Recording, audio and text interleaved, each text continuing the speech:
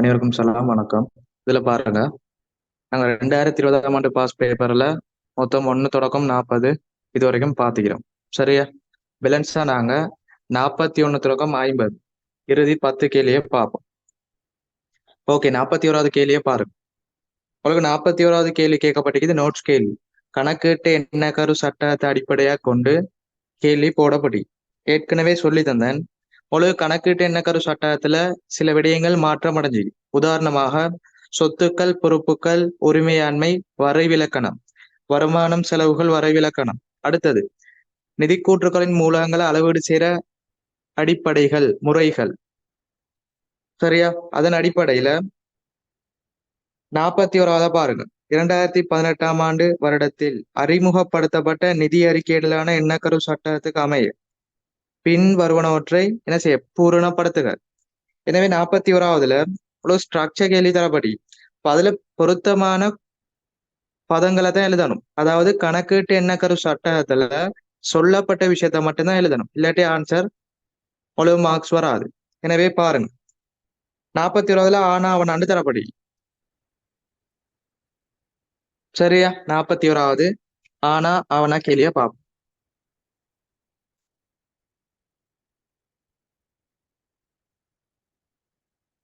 முதலாவது பாருங்க, ஆனா பொதுநோக்கு நிதி கூற்றுக்களின் பிரதான பாவனையாளர்கள். அப்ப தெளிவா சொல்லி தந்தேன். பொதுநோக்கு நிதி கூற்றுக்கள்ல அக்கறை செலுத்தக்கூடிய தரப்பினர் 3. அந்த 3 தரப்பினரை தான் கேட்டீங்க. எனவே ஆன்சர் எழுதிக்கோங்க. முதலாவது தற்கால மற்றும் எதிர்கால முதலீட்டாளர்கள். தற்கால மற்றும் எதிர்கால முதலீட்டாளர்கள். இரண்டாவது கடன் வழங்குனர்கள். மூன்றாவது ஏனைய கடன் கொடுத்தோர்.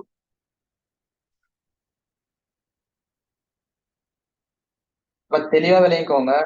பொதுநோக்க நிதி கூற்றுக்கள்ல அக்கறை செலுத்தக்கூடிய தரப்பினர் அல்லது பிரதான பாவனையாளர்னா இதே மாதிரி எழுதணும். சட்டத்துல குறிப்பிட்ட மாதிரி எழுதணும். தற்கால மற்றும் எதிர்கால முதலீட்டாளர் அல்லது சாத்தியமான முதலீட்டாளர், கடன் வழங்குனர்கள், ஏனைய கடன் கொடுத்தோர். நோமலா உரிமையாளர், ஊழியர், வாடிக்கையாளர் அப்படியெல்லாம் போடலாது. இதுல சொல்லப்பட்ட 3 விஷயம் போடணும். ஓகே, ஆவணா பாருங்க. நிகழ்வுகளின் விளைவாக ஏற்பட்ட நிறுவனத்தினால் கட்டுப்படுத்தப்படுகின்ற ஆனது சொத்தொன்றாக வரையறுக்கப்படுகின்றது. அப்ப சொத்துக்கு வரைவிலக்கணம் சொல்லி தந்தீங்க. 3 பண்புகள் வரும். கடந்த கால கொடுக்கல் வாங்கல் நிகழ்வுகளின் மூலம் உருவானது. கடந்த கால கொடுக்கல் வாங்கல் நிகழ்வுகள் மூலம் உருவானது. இரண்டாவது நிறுவனத்தினால் கட்டுப்படுத்தக்கூடியது. மூன்றாவது தற்கால அல்லது பொருளாதார நிகழ்கால வளம். தற்கால அல்லது நிகழ்கால பொருளாதார வளம் சொத்துக்கள்னு சொல்லுவோம். எனவே இதுல சொல்லப்பட்டதை பாருங்க. நிகழ்வுகளின் விளைவாக ஏற்பட்ட நிறுவனத்தினால் கட்டுப்படுத்தப்படுகின்ற. அப்ப கடந்த கால நிகழ்வுகளின் விளைவாக ஏற்பட்ட நிறுவனத்தினால் கட்டுப்படுத்தப்படுகின்ற தற்கால அல்லது நிகழ்கால பொருளாதார வளம் சொத்துக்கள் என வரையறுக்கப்படுகின்றது. எனவே போட்டுக்கோங்க. முதலாவது வரணும் கடந்த கால, அடுத்த இடைவெளியில போடுங்க பொருளாதார வளம். கட்டுப்படுத்தப்படுகின்ற தற்கால பொருளாதார வளமானது சொத்தொன்றாக வரையறுக்கப்படுகின்றது. எனவே முதலாவது கடந்த கால, இரண்டாவது பொருளாதார வளம் வரும்.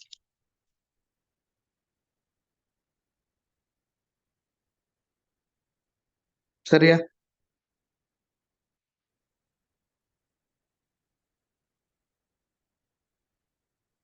தற்கால அல்லது நிகழ்கால பொருளாதார வளம்.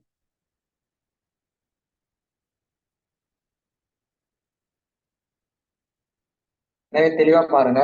41வது எண்ணக்கரு சட்டத்துல என்ன குறிப்பிடப்பட்டிருக்கோ அது எழுதப்பட்டாதான் புள்ளிகள் கிடைக்கும். எனவே முதலாவது பொதுநோக்கு நிதி கூற்றுகளின் பிரதான நோக்கம், அதுல அக்கறை செலுத்தும் தரப்பினரா இந்த 3 பேரை கட்டாயம் எழுதணும். தற்கால மற்றும் எதிர்கால முதலீட்டாளர்கள் அல்லது சாத்தியமான முதலீட்டாளர்கள், கடன் வழங்குனர்கள், ஏனைய கடன் கொடுத்தோர். அடுத்தது பாருங்க, சொத்துக்கள் என்று சொல்றது கடந்த கால கொடுக்கல் வாங்கல் நிகழ்வுகள் மூலம் உருவானது, நிறுவனத்தினால் கட்டுப்படுத்தக்கூடியது, தற்கால அல்லது பொருளாதார நிகழ்கால வளம். எனவே அந்த இடைவெளிக்கு நாங்க போடணும். முதலாவது கடந்த கால, இரண்டாவது தற்கால அல்லது நிகழ்கால பொருளாதார வளம். ஓகே, இதை எழுதிக்கோங்க. அடுத்த கேள்வி போவோம்.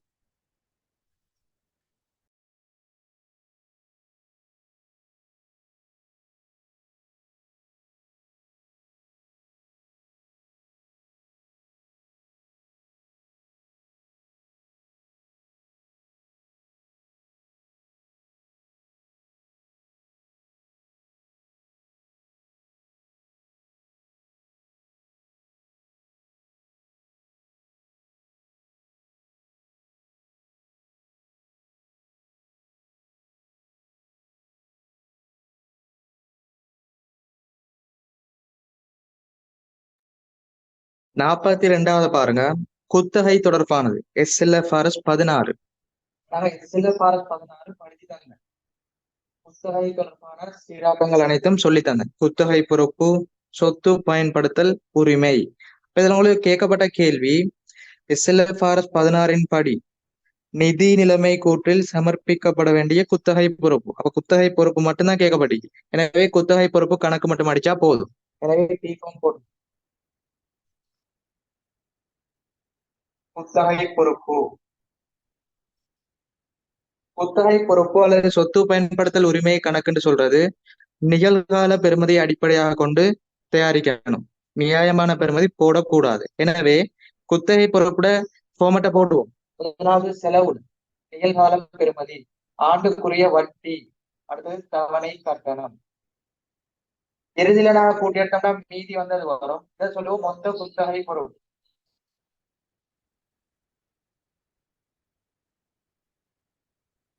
ஆரம்பத்துல செலவுல நிகழ்கால பெறுமதி, ஆண்டுக்குரிய வட்டி, தவணை கட்டணம், இறுதியில மீதி வந்தது மொத்த குத்தகை பொறுப்பு. இதை நாங்க பிரிப்போம்.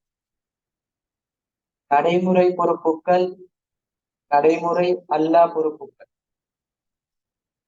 நடைமுறை பொறுப்புக்கு என்ன சமன்பாடு? அடுத்த ஆண்டு தவணை கட்டணத்திலிருந்து அடுத்த ஆண்டு வட்டியை கழிக்குது. போட்டுக்கோம். அடுத்த ஆண்டு தவணை கட்டணம், அதுல இருந்து அடுத்த ஆண்டு வட்டியை மைனஸ் பண்ணுங்க.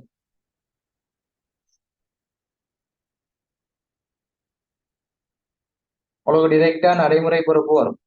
அடுத்தது பாருங்க, நடைமுறை எல்லா பொறுப்பு. மொத்த குத்தகை பொறுப்பு கண்டுபிடிச்சிக்கோம். அது ரெண்டா பிரிச்சா நடைமுறை பொறுப்பு, நடைமுறை எல்லா பொறுப்புண்டா.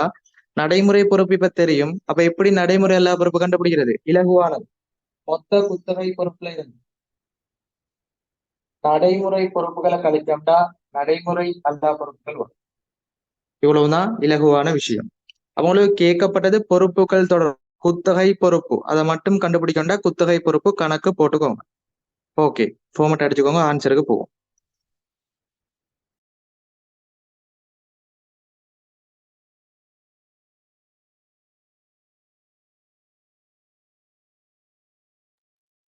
ஓகே பாருங்க, வரையறுத்த சந்திரன் பொது கம்பெனியானது 1/4/2019 இயந்திரம் ஒன்றை 4 வருடங்களுக்கு பயன்படுத்தும் உரிமையினை பெறுவதற்கு குத்தகை உடன்படிக்கை ஒன்றை செய்துள்ளது.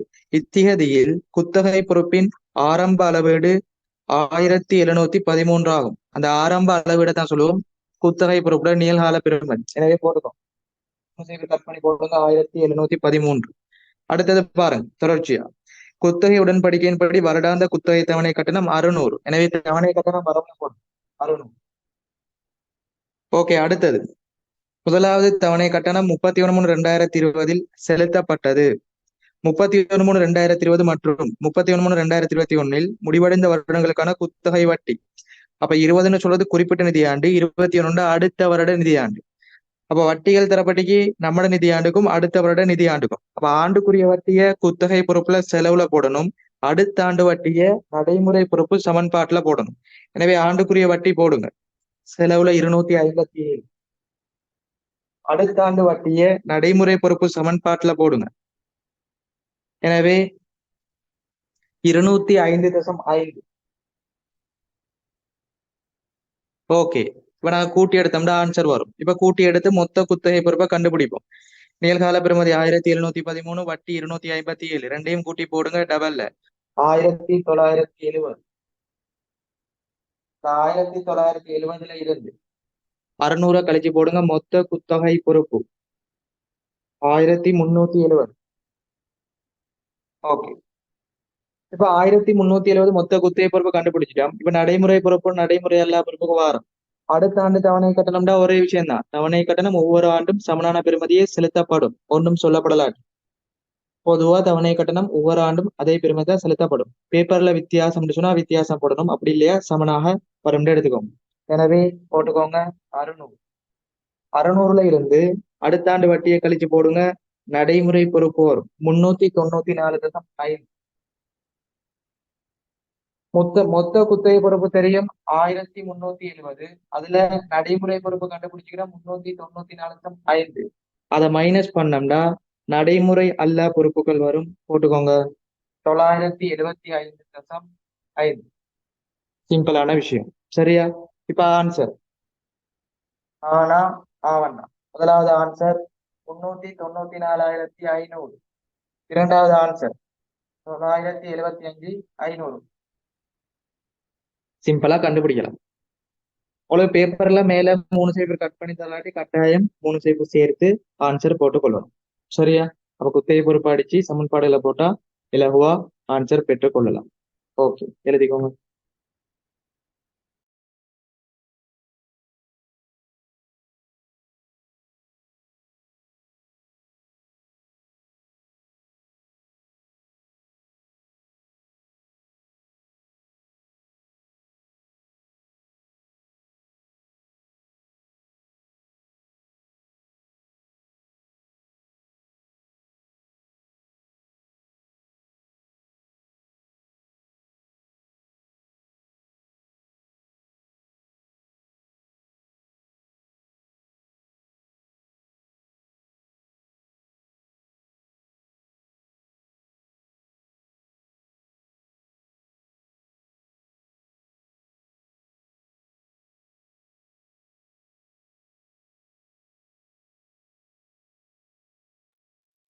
ஓகே, 43வது பாருங்க.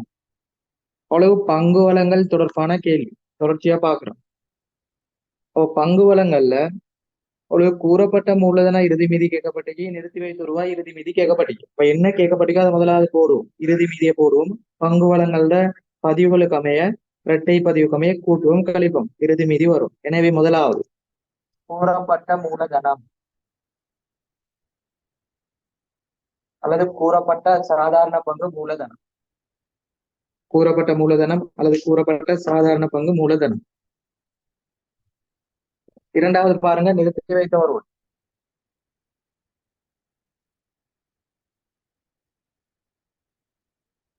முதலாவது பாருங்க, உங்களுக்கு ஆரம்ப மீதிகள் தரப்பட்டா அப்படி ஆரம்ப மீதிகளை பார்த்து போடும். எனவே முதலாவது தரப்படி கூறப்பட்ட மூலதனம் 1300, நிறுத்தி வைத்த ரூபாய் 1600. எனவே மீதிகளை போடும்.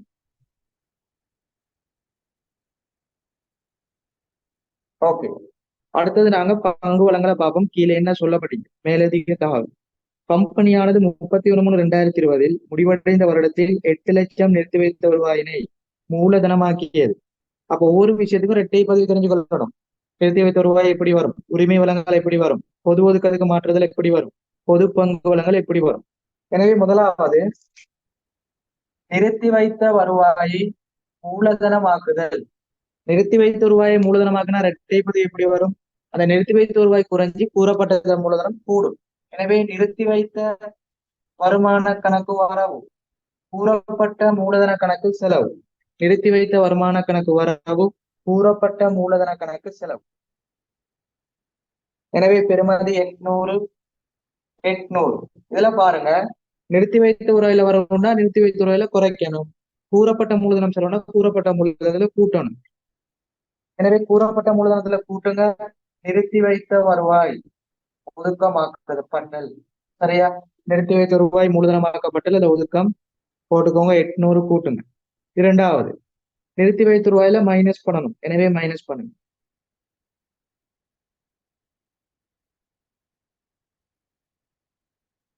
இப்படி இலகுவா பதிவு செஞ்சா சரி. ஆரம்ப மீதி, நிறுத்தி வைத்த ரூபாய் மூலதனமாக்கப்பட்டா நிறுத்தி வைத்த ரூபாய் கணக்கு வரவு, கூறப்பட்ட மூலதனம் செலவு. நிறுத்தி வைத்த ரூபாய்டா நிறுத்தி வைத்த ரூபாய் குறைங்க, கூறப்பட்ட மூலதனம்டா கூட்டும். அடுத்து இரண்டாவது, ரூபாய் 4 லட்சத்திற்கு உரிமை பங்கு வழங்கல் ஒன்றையும் மேற்கொண்டது. உரிமை பங்கு வழங்கல் ஏற்கனவே காணப்படக்கூடிய சாதாரண பங்குதாரர்களுக்கு பணத்தை அறவீடு செஞ்சு பங்கு வழங்குதல் உரிமை பங்கு வழங்கல். எனவே இரண்டாவது உரிமை வழங்கல். உரிமை வழங்கல் இரட்டை பதிவு பாருங்க. காசு கட்டுப்பாட்டு கணக்கு வரவு, கூறப்பட்ட மூலதன கணக்கு செலவு. காசு கட்டுப்பாட்டு கணக்கு வரவு, கூறப்பட்ட மூலதன கணக்கு செலவு. எனவே பெறுமதி போடுங்க 400. இப்ப கூறப்பட்ட மூலதனம் செலவுனா கூறப்பட்ட மூலதனத்துல கூட்டுங்க. உரிமை வழங்கல் 400 நிறுத்தி வைத்த வருவாயில வராது. ஓகே, அடுத்ததுக்கு போவோம். தற்போதுள்ள பங்குதாரர்களால் அனைத்து உரிமை வளங்களும் பயன்படுத்தப்பட்டுள்ளன. 31/3/2020 பங்கு லாபமாக 3,00,000 செலுத்தியுள்ளது. அதுக்கு மேல பாருங்க, முடிவடைந்த வருடத்துக்கான லாபம் 7,00,000 இருந்தது. ஓகே, அப்ப லாபமும் சொல்லப்பட்டீங்க, பங்கு லாபமும் சொல்லப்பட்டீங்க. இப்ப பங்கு லாபத்துக்கு எப்படி இரட்டை பதிவு? பங்கு லாபம் செலுத்தப்பட்ட நிறுத்தி வைத்த வருமான கணக்கு வரவு, நிறுத்தி வைத்த வருமான கணக்கு வரவு, காசு கட்டுப்பாட்டு கணக்கு செலவு. எனவே பங்கு வழங்கல், பங்கு லாபம் செலுத்தப்பட்ட நிறுத்தி வைத்துறை குறைக்கணும், காசு செலவு வைக்கணும். 300. எனவே நிறுத்தி வைத்துறையில குறைங்க. பங்கு லாபம் செலுத்தப்பட்டது 300. அடுத்தது பாருங்க, தரப்பட்டிக்கு ஆண்டுக்குரிய லாபம். ஆண்டுக்குரிய லாபம் எவ்வளவு தரப்படுகிறது? 700. ஆண்டுக்குரிய லாபம் என்ன செய்வோம்? நிறுத்தி வைத்த ஒரு வாயில கூட்டுவோம். என்ன டீஃபம் சொல்லி தந்துக்கிறேன், நிறுத்தி வைத்த ஒரு வாயில ஆண்டுக்குரிய லாபம் கூட்டப்படணும். எனவே ஆண்டுக்குரிய லாபம் போடுங்க 700. இப்ப கூட்டி எடுத்தோம்னா இறுதி மீதி வரும். இப்படி சிம்பிளா நாங்க செய்யணும். சரியா? பொறுமையா சொல்லி தந்துட்டேன். வெட்டை பதிவுமே செய்யறதுதான். நம்மளா கூறப்பட்ட மூலதனத்தில் என்ன கூட்டப்படும், நிறுத்தி வைத்த என்ன குறைக்கப்படும். கூறப்பட்ட மூலதனம்டா நிறுத்தி வைத்த ஒதுக்கமாகுதல், உரிமை வளங்கள், பொது பங்கு வளங்கள் எல்லாம் கூறப்பட்ட மூலதனம் கூடும். எனவே ஆரம்ப மீதி நிறுத்தி வைத்த ரூபாயை மூலதனமாக நான் கூட்டுங்க, உரிமை வளங்கள் கூட்டுங்க. நிறுத்தி வைத்த ரூபாய்னா ஆரம்ப மீதி, நிறுத்தி வைத்த ரூபாய் ஒதுக்கமாக நான் குறையும், பங்கு லாபம் செலுத்தினா குறையும், ஆண்டுக்குரிய லாபம்னா கூட்டுவோம். எனவே இறுதி மீதியை பாருங்க, முதலாவது 2,500, இரண்டாவது 1,200. சரியா? எனவே நீங்க ஆன்சர்ல 2,500, 1,200 போடணும். 3 சைபர் கட் பண்ணி தந்திருந்தா நார்மலா போடுங்க, அப்படி இல்லையா 3 சைபர் சேர்த்து போடுங்க. ஓகே.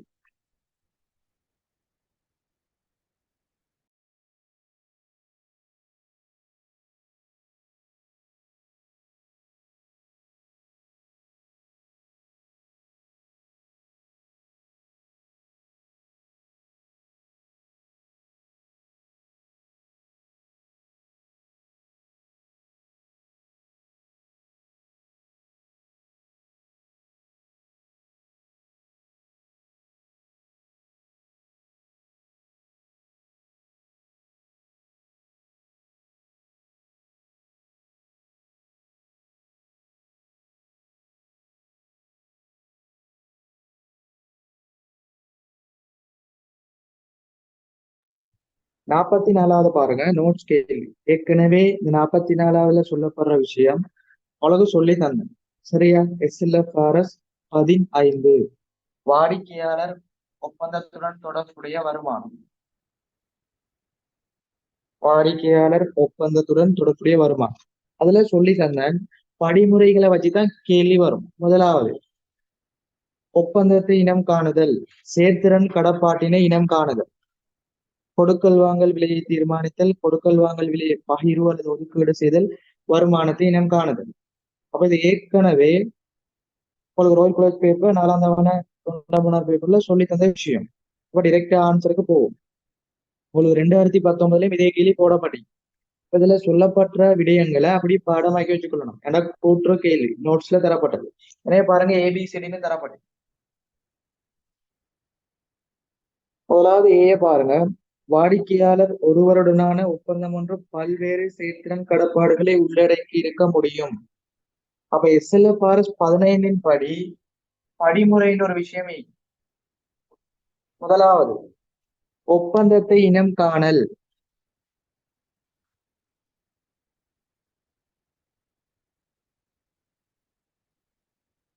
இரண்டாவது,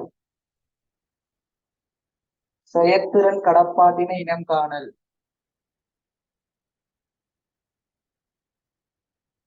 மூன்றாவது, கொடுக்கல் வாங்கல் விலையை தீர்மானித்தல்.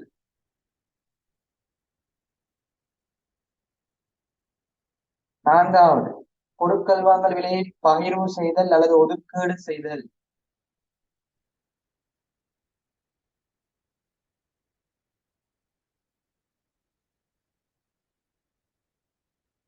ஐந்தாவது பாருங்க, வருமானத்தினை இனம் காணுதல். அப்ப இந்த படிமுறை கட்டாயம், இதை நோட் பண்ணிக்கோங்க. ஒப்பந்தத்தை இனம் காணுதல், சேர்த்திறன் கடப்பாட்டு இனம் காணுதல், கொடுக்கல் வாங்கல் விலை தீர்மானிக்கப்படல், கொடுக்கல் வாங்கல் விலை பகிர்வு ஒதுக்கீடு செய்யப்படல், வருமானத்தினை இனம் காணுதல். இதுக்கு மேதான் அவங்களுக்கு சீராக்கம் கம்பெனிலையும் வரும், பார்ட்னர்லையும் போடப்படும். அப்ப முதலாவது ஒப்பந்தத்தை இனம் காணுதல். ஒரு நிறுவனம் சொல்லுது, ரூபாய் 5 லட்சம் பெறுமதியான மோட்டார் வாகனத்தை 2 வருட பராமரிப்பு சேவையோட வழங்குறேன், அதான் ஒப்பந்தம். செயற்திறன் கடப்பாடுண்டா அங்க என்ன விஷயத்த நிறுவனம் உறுதியளிச்சிக்கோ, நான் விற்பனை செய்வேன், அதான் கடப்பாடு. அப்ப 5 லட்சம் பெறுமதியான மோட்டார் வாகனம் 2 வருட பராமரிப்பு சேவை. அப்ப அங்க பாருங்க, ரெண்டு விஷயம் கடப்பாடி. அப்ப அப்ப செயற்திறன் கடப்பாடுன்னு சொல்றது பல்வேறு பட்டதா காணப்படலாம். செயற்திறன் கடப்பாடுன்னு சொல்றது ஒன்றுக்கு மேற்பட்டதாக காணப்படலாம். இதை தெளிவா விளைக்கும். ஒரு நிறுவனம் என்னத்தை விற்பனை செய்து வாக்குறுதி அளிக்குதோ அதான் கடப்பாடு. அப்போ ஒரு நிறுவனம் சொல்லப்படுது 5 லட்சம் பெறுமதியான மோட்டார் வாகனத்தையும் 2 வருட பராமரிப்பு சேவையும் வழங்குதான். அப்ப கடப்பாடுங்க ரெண்டு தான், ஒன்றுக்கு மேற்பட்டது வரும். எனவே சரி. அடுத்து பிஏ பாருங்க. வணிகம் ஒன்றின் வருவாய் மற்றும் ஏனைய அனைத்து வருமானங்கள் ஆகியன நிதி கூற்றுகளில் இந்நியமத்தின் அடிப்படையில் மாத்திரம் இனங்காணப்படும். அப்ப சொல்லித்தர விஷயம்தான் அவளுக்கு மாத்திரம்னு சொல்றது, அல்லது எப்பொழுதும் வரக்கூடிய கூற்றுக்கள் அனைத்தும் பொதுவா பிழையான ஆன்சர் வரும். இதுல தெளிவா விளங்கிக்கோங்க. நோமலா வருமானம்னு சொல்றது தேரல் என்ன கருவுக்கமைய செய்யப்படும்.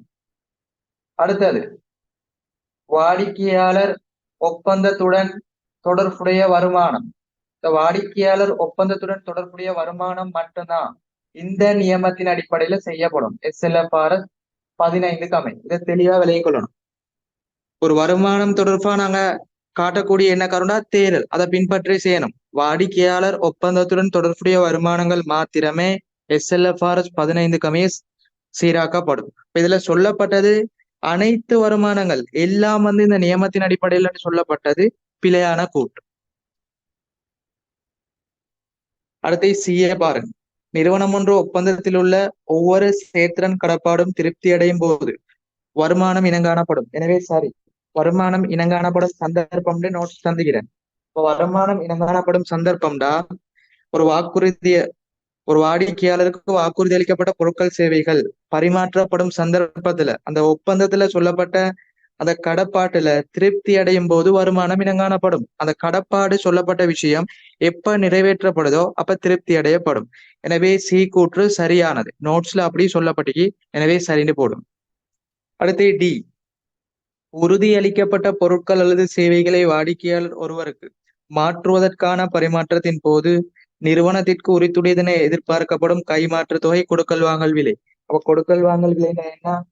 அடுத்தது வருமான இனங்காணப்படும் சந்தர்ப்பம் எல்லாம் சொல்லி தந்தேன். கொடுக்கல் வாங்கல் விலைன்னா என்ன? ஒரு நிறுவனம் வாடிக்கையாளருக்கு வாக்குறுதி அளிக்கப்பட்ட பொருட்கள் சேவைகளை வழங்கும் பரிமாற்றத்தின் போது மூன்றாம் தரப்பினர் சார்பாக அறவீடு செய்யப்படக்கூடிய தொகை தவிர்ந்த நிறுவனத்திற்கு உரித்துடையதென எதிர்பார்க்கப்படும் பிரதி பயன் கொடுக்கல் வாங்கல் விலையாகும். இலகுவானது. அப்ப கொடுக்கல் வாங்கல் விலை நோட்ஸ் அதே போடப்பட்டு, எனவே சரி.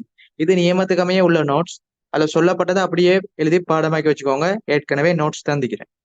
எனவே ஏ சரி, பி பில, சி சரி, டி சரி. இதுல நீங்க சரி பிள்ளைண்டு எழுதி காட்டணும், அடையாளம் போடுறது இல்ல. இதை தெளிவா விளங்கி கொள்ளணும்.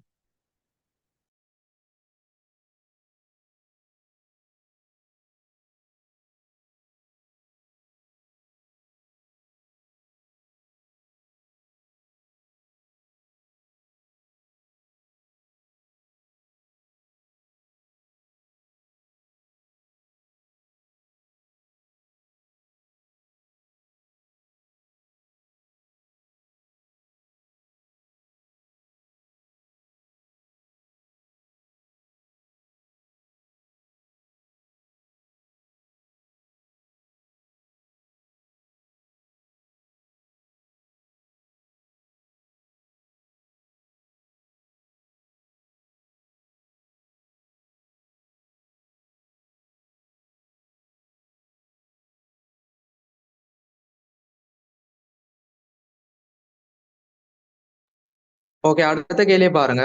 கணக்கீட்டு விகிதம் இலகுவானது. முழுமையானாங்க தியரி படிச்சோம். இப்ப கணக்கீட்டு விகிதம்னு சொல்றது சமன்பாட்டை அடிப்படையாக கொண்டது. சமன்பாடை போட்டு பிரதியீடு செஞ்சோம்னா ஆன்சர் வரும். எனவே பார்த்துக்கொள்வோம்.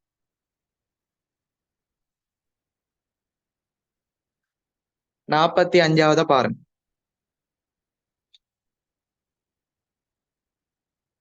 ஓகே, 45வதுல பாருங்க என்ன கேட்கப்பட்டி.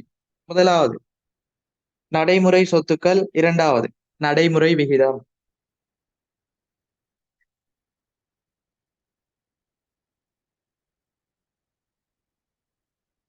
ஆவண்ணா பாருங்க, நடைமுறை விகிதம் கேட்கப்பட்டி.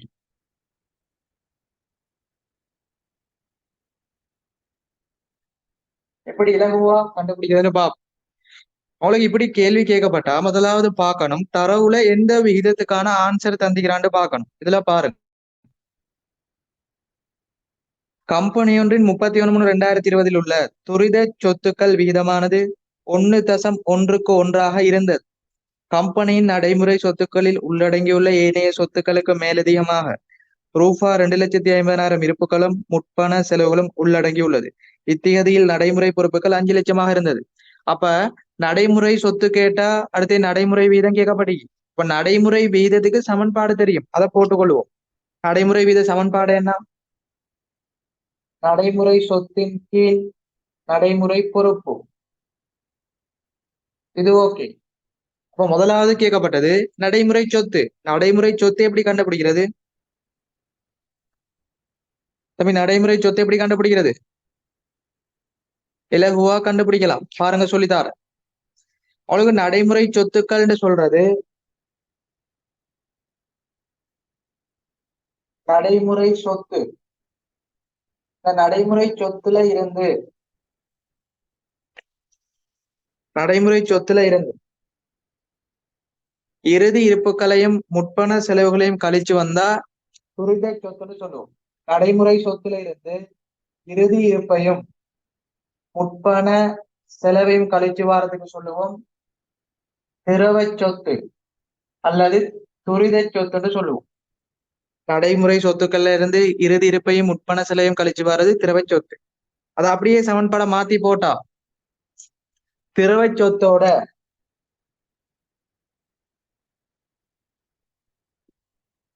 நாங்க கழிச்ச இறுதி இருப்பையும் முற்பண செலவையும் கூட்டி விட்டோம்னா நடைமுறை சொத்து வரும். இறுதி இருப்பையும் முற்பண செலவையும் கூட்டிட்டோம்னா நடைமுறை சொத்து வரும். இவ்வளவுதான் சமன்பாடு. அப்ப நாங்க நடைமுறை சொத்து எப்படி கண்டுபிடிக்கணும்? திரவ சொத்தை கண்டுபிடிச்சு அதோட இறுதி இருப்பையும் முற்பண செலவையும் கூட்டணும்டா நடைமுறை சொத்து வரும். இப்ப திரவ சொத்து கண்டுபிடிக்கிறது தான் திரவ விகிதம் தந்திக்கிறான். அப்ப திரவ விகிதம் பாரு. திரவ விகிதம் சொல்றது எப்படி வரும்? திரவ சொத்தின் கீழ் நடைமுறை பொறுப்பு. இதுல ஆன்சர் தரப்படி 1.1:1. அப்ப திரவ சொத்துன்னு சொல்றது 1:1. நடைமுறை பொறுப்புன்னு சொல்றது ஒரு பங்காயிக்கும். இதை தெளிவா விலையும் கொள்ளணும். இப்ப அந்த பின்னத்தை வச்சு இலகுவா கண்டுபிடிப்போம். நமக்கு நடைமுறை பொறுப்பை அவன் தந்துட்டா அப்ப திரவ சொத்து கண்டுபிடிக்கிறது ஈஸி. இங்க பாருங்க தம்பி, ஒரு பங்கு தான் நடைமுறை பொறுப்பா. அப்ப திரவ சொத்து கண்டுபிடிக்கிறேன்டா சமன்பாடை போடுங்க, இலகுவானது. ஒரு பங்கு தான் நடைமுறை பொறுப்புகள். அப்ப நடைமுறை பொறுப்புகள் தரப்படி 500. நமக்கு திரவ சொத்து தேவைன்னா 1.1. அதை போட்டோம்னா இலகுவா கண்டுபிடிக்கலாம். எனவே திரவ சொத்து 550. கூட யோசிக்க தேவையில்லை. 1:1 தரப்பட்டி 1.1:1 திரவ சொத்து 1.1 ஒரு பங்கு நடைமுறை பொறுப்பாகவும் மீக்கும். அப்ப நடைமுறை பொறுப்பு ஒரு பங்கு தான் 500. 1.1 போட்டா திரவ சொத்து வரும். எனவே திரவ சொத்துல போடுங்க 550. இப்ப பாருங்க, கீழே இறுதி இருப்பு முற்பண செலவு தந்துக்கிறான். கூட்டி விட்டோம்னா நடைமுறை சொத்து டிரெக்டா வரும். எனவே பாத்துக்கோங்க, இறுதி இருப்பு தரப்பட்டிக்கு 250, முற்பண செலவு 50 கூட்டி விடுங்க. 550 300 850 நடைமுறை சொத்துக்கள். எனவே முதலாவது ஆன்சர் 850. அடுத்து கீழே வாரம் நடைமுறை விகிதம் சமன்பாடு போடப்படி அப்படி பிரதியீடு செய்யுங்க. நடைமுறை சொத்துக்கள் தெரியும் 850, நடைமுறை பொறுப்புகள் தெரியும் 500. பிரிச்சா ஆன்சர் 850 500 பிரிச்சா ஆன்சர். எனவே போட்டுக்கோங்க 1.7 அல்லது 1. ஏழுக்கு ஒன்று இப்படி போடணும். 1.7 அல்லது 1.7க்கு ஒன்று இலகுவான கேள்வி. லாஸ்டா சொல்லிக்கொள்றேன். கணக்கீட்டு விகிதம் நடைமுறை சொத்து கேட்கப்பட்டகி நடைமுறை விகிதம். நடைமுறை விகிதத்துக்கு சமன்பாடு அப்படி போடுங்க. நடைமுறை சொத்தின் கீழ் நடைமுறை பொறுப்பு. நடைமுறை சொத்து எப்படி கண்டுபிடிக்கிறது? நடைமுறை சொத்துல இருந்து இறுதியிருப்பையும் முற்பண சிலையும் கழிச்சா திரவ சொத்து. எனவே திரவ சொத்தோட இறுதியிருப்பையும் முற்பண சிலையும் கூட்டிவிட்டா நடைமுறை சொத்து. எனவே நமக்கு ஆன்சரா தரப்படுது திரவ விகிதம். அப்ப திரவ விகிதம் எப்படி வரும்? திரவ சொத்தின் கீழ் நடைமுறை பொறுப்பு. எனவே 1க்கு 1 தரப்படி. 1.1க்கு 1 தரப்படி. அப்ப 1.1 திரவ சொத்தாகவும் 1 நடைமுறை பொறுப்பாகவும் அமைக்கும். அவன் தரவுல தந்துட்டா நடைமுறை பொறுப்பு. எனவே 1.500 1.1 பெருக்குங்க திரவ சொத்து வரும். எனவே திரவ சொத்துல 550 போடுங்க. இறுதியிருப்பு முற்பண செலவு கூட்டுங்க. டிரெக்டா 850 முதலாவது ஆன்சர். அடுத்து நடைமுறை விகிதம் நடைமுறை சொத்தின் கீழ் நடைமுறை பொறுப்பு 850 கீழ் 500. 1.7 கொடுக்கலாம் அல்லது 1.7க்கு 1 கொடுக்கலாம். இப்படி இலகுவா கண்டுபிடிக்க பாருங்க. ஓகே, நோட் பண்ணுங்க. பேலன்ஸ் 5 கேள்வியும் பார்ப்போம்.